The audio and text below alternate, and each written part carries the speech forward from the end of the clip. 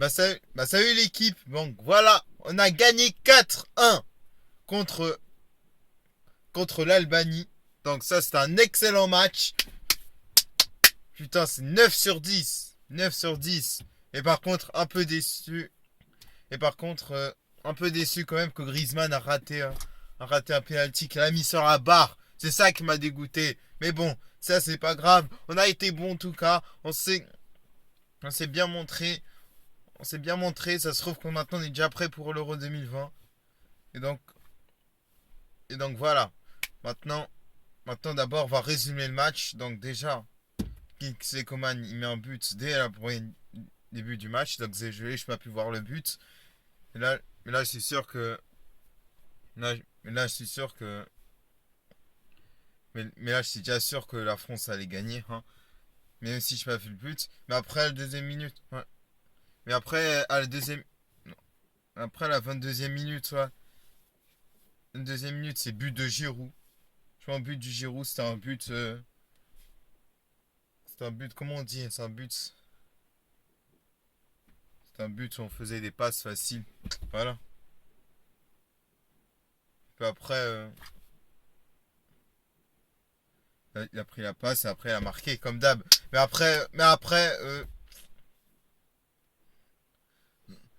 Mais puis après, là, il y a Kingsley. Non, non, non, attendez.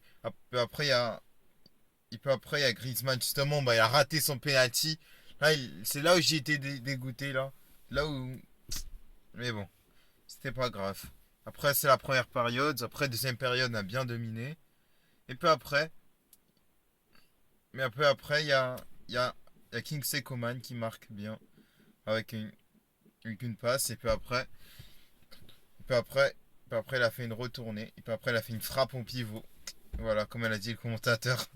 Mais bon, une belle retournée en tout cas. 3-0, la victoire était déjà assurée.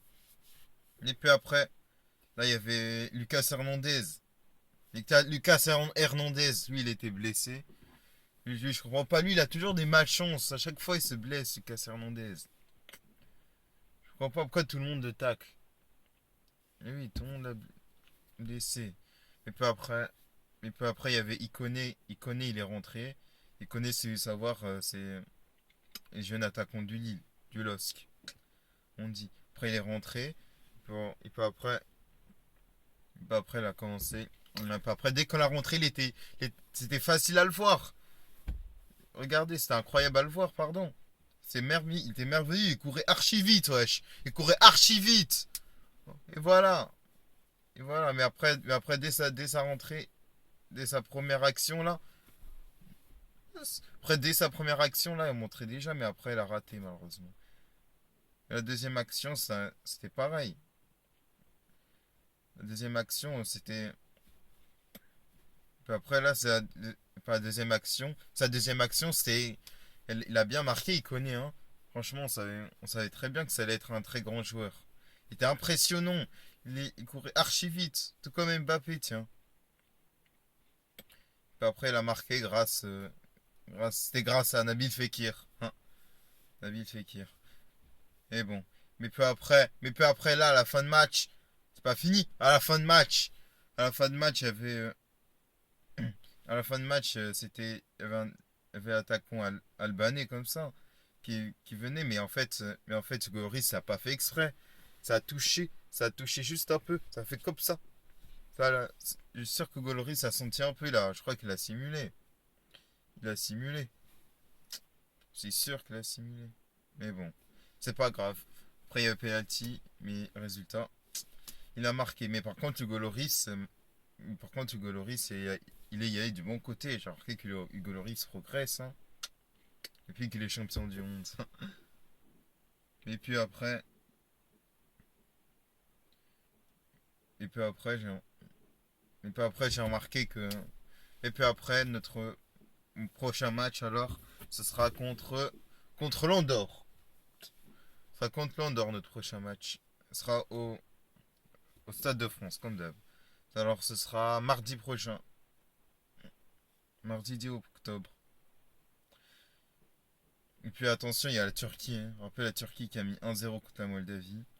Comme je me rappelle aussi des faits Turquie 2 contre la Turquie 2-0. C'est vrai qu'en Turquie, c'est difficile. Bah tiens, vous allez voir aussi le PSG qui va affronter Galatasaray. Et là-bas, et là, on va voir qu'est-ce qu'ils vont faire. Là, ça va être très chaud. On va voir le public du Galatasaray en Ligue des Champions. Et bon, ça, c'est pas le sujet. Mais bon, ça, c'est pas le sujet. Le plus important, c'est notre victoire. Et maintenant, je suis sûr qu'on est premier du groupe devant Turquie et l'Islande, je crois, ouais. Et voilà. Et le choc pour moi sera France-Turquie. Pour moi. Et puis aussi, j'ai remarqué. Attention. Et puis aussi, j'ai remarqué qu'il faudrait qu'on. Et puis aussi, j'ai remarqué qu'il faudrait que là, au prochain match, il faudrait. Et puis là aussi, qu'il faudrait aussi que, que Mbappé, qu'Mbappé revient vite. J'espère qu'il va revenir aussi contre. Ah non, non, non. Il va pas revenir, excusez-moi. Mbappé va pas venir. Il va pas venir, il est blessé. Mais on l'a vu aussi. On l'a vu sur TF1, on l'a vu. Hein. On l'a vu, mais il n'a pas joué malheureusement. Sera blessé jusqu'en fin septembre. Malheureusement. Et Griezmann aussi, il m'a un peu déçu au tir au but, comme j'ai dit. C'était une barre transversale. Comme j'ai fait. Et ouf, et bon. Bon, allez, on a fini. Fin du débrief. Allez. J'espère que j'ai tout dit là. J'ai tout dit, on n'a rien oublié. Allez. Maintenant, maintenant je vais dormir. Allez. Allez, attendez. Je vais éteindre la lumière. Attends, la lumière. Voilà. Salut.